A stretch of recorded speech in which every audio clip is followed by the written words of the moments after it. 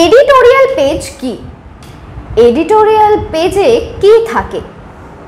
কারা পড়েন editorial page? আদৌ এই পেজের কি কোনো ইম্পর্টেন্স আছে? আর থাকলেও কাদের জন্য স্পেশালি রাখা হয়েছে এই পেজটা? হাই, আমি অঙ্কিতা ব্যানার্জি, বিশালদার স্টুডেন্ট। আর এই ভিডিওটা খুব ইনফরমেটিভ আর ইম্পর্টেন্ট। যারা জার্নালিজমের স্টুডেন্ট তাদের জন্য যেমন ইম্পর্টেন্ট, যারা জার্নালিস্ট হতে চলেছে তাদের জন্য কিন্তু এই জিনিসগুলো জেনে রাখাটা খুবই দরকার। ফলে আমি মেইন টপিকে ঢোকার আগে খাতা পেন রেডি করে নাও। এডিটোরিয়াল পেজকে বাংলায় বলে সংবাদপত্রের সম্পাদকীয় পাতা। এই পাতাটা কোথায় থাকে একটা নিউজপেপারের? নিউজপেপারে 3 বা 4 নম্বর পাতার দিকে থাকে হচ্ছে সম্পাদকীয় পাতা।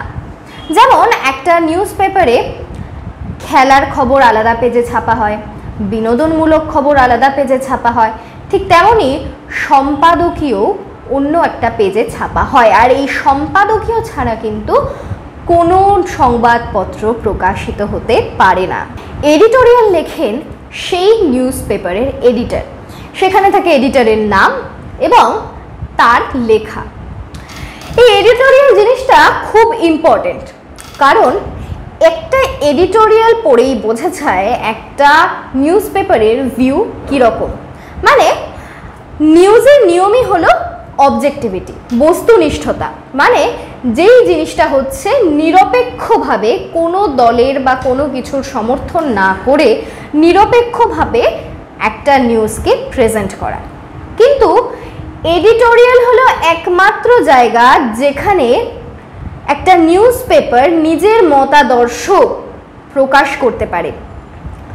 একটা নিউজপেপারের যিনি এডিটর, তিনি এডিটোরিয়াল লেখার মাধ্যমে সম্পাদকীয় লিখে তার যে ভিউ, তার যে দর্শন, সেইটা প্রকাশ করেন। মানে একটা বিষয় জার্নালিস্টদের তো কোনো মতামত থাকে না, তাদেরকে তো নিরপেক্ষ হতে হয়, নিরপেক্ষভাবে সংবাদ পরিবেশন করতে হয়। কিন্তু এডিটোরিয়ালের ক্ষেত্রে কিন্তু তারা স্বাধীন। একমাত্র জায়গা হলো এডিটোরিয়াল বা সম্পাদকীয়, যেখানে তারা নিজেদের মতামত প্রকাশ করতে পারে। ফলে একটা নিউজপেপারের মতাদর্শটা কি সেটা বোঝার জন্য কিন্তু এডিটোরিয়াল পড়তে হবে। এছাড়াও এডিটোরিয়াল পেজে থাকে post editorial, letters to the editorial. এই সমস্ত বিষয়গুলো নিয়ে অন্য ভিডিওতে আমি ডিটেলসে বলবো, কিন্তু আপাতত আছি আমি এডিটোরিয়াল নিয়ে। তো এডিটোরিয়াল কে লেখেন?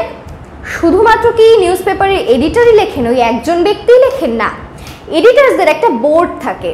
সেই বোর্ডের মধ্যে যারা থাকেন তারা প্রত্যেকেই ঘুরিয়ে ফিরিয়ে লিখতে পারে এডিটোরিয়াল। এবং এডিটোরিয়াল জিনিসটা খুব ইন্টারেস্টিং একটা টপিকের উপরে হয়। কোনো বার্নিং একটা সোশ্যাল ইস্যু হতে পারে বা চিরাচরিত কোনো একটা সমস্যা নিয়ে হতে পারে। মোট কথা কোনো একটা টপিক তুলে ধরে সেই সম্পর্কে সেই সংবাদপত্রের এডিটরদের বা এডিটরের কি মতামত সেইটা কিন্তু প্রকাশিত হয় এডিটোরিয়ালে। এবং এডিটোরিয়ালের হেডিং কিন্তু খুব সামান্য 2 থেকে 3 শব্দের মধ্যে, 3টে শব্দও বেশি, খুব ছোট্ট একটা হেডিংয়ের মধ্যে দিয়ে কিন্তু যায় এডিটোরিয়াল।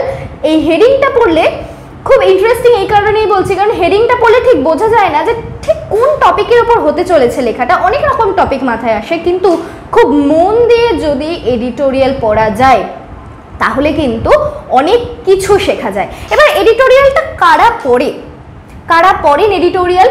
প্রথমত যাদের প্রচণ্ড তাড়া থাকে, অফিসে যাবে বা কোনো দরকারে বেরোবে, তারা কিংবা বাসে আছে, খুব তাড়াহুড়োতে আছে, তারা কিন্তু তাড়াহুড়োর মধ্যে শুধু একটা নিউজপেপারের শুধু হেডলাইন্সগুলো কিংবা ইম্পর্টেন্ট জায়গাগুলো পড়ে বেরিয়ে যায়। এডিটোরিয়াল তারাই পড়ে যাদের কাছে প্রথমত সময় আছে হাতে, কারণ এডিটোরিয়ালটা খুব মন দিয়ে না পড়লে, রাফলি পড়ে বেরিয়ে গেলে কিন্তু কিছু বোঝা যায় না। এটা পড়ে উপলব্ধি করার জিনিস, তাই জন্য এডিটোরিয়ালটা খুব মন দিয়ে পড়তে হয় হাতে সময় নিয়ে। এবং যারা আসলে নিউজপেপারটাকে খুব ভালোভাবে পড়েন, যারা খুব সিরিয়াসলি নেন নিউজপেপারকে এবং নিউজপেপারের মতাদর্শ নিয়ে যাদের মাথা ব্যথা আছে, যারা এই নিউজপেপারটাকে খুব ভালোভাবে খুঁটিয়ে পড়তে অভ্যস্ত, তারাই কিন্তু এডিটোরিয়াল পড়েন। এবং এডিটোরিয়াল পড়া দরকার বলে আমার মনে হয় প্রত্যেকটা স্টুডেন্টের ইভেন বেশি করে জার্নালিজমের স্টুডেন্টদের এডিটোরিয়াল পড়লে কিন্তু আসলে কিভাবে লিখতে হয় একটা টপিকের ওপর, একটা ইস্যুর ওপর কিভাবে লিখতে হয় বা কিভাবে ভাবতে হয়, এই জিনিসগুলো কিন্তু ভীষণ ক্লিয়ার হয়ে যায়। তাই একটা সংবাদপত্রে এডিটোরিয়াল কিন্তু খুব গুরুত্বপূর্ণ জায়গা। এছাড়াও এডিটোরিয়াল নিয়ে যদি তোমাদের আর কোনো প্রশ্ন থেকে থাকে তাহলে অবশ্যই সেটা জানাও কমেন্ট সেকশনে। এবং নেক্সট ভিডিওগুলোতে আসছি post editorial, letters to the editorial, এই সমস্ত টপিকগুলো নিয়ে।